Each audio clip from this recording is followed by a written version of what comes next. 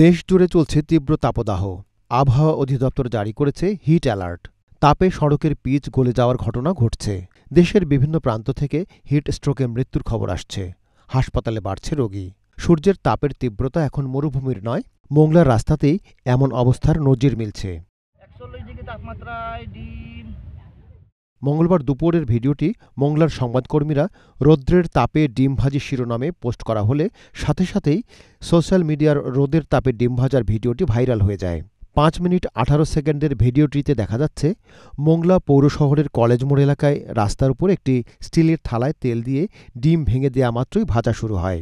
ভিডিওটির ধারাভাষ্যে সংবাদকর্মী BM ওয়াসিম আরমানকে বলতে শোনা যায়, তিনি ওই স্টিলের থালাটি ডিম দেওয়ার আগে 20 মিনিট রোদে রেখে গরম করেছিলেন।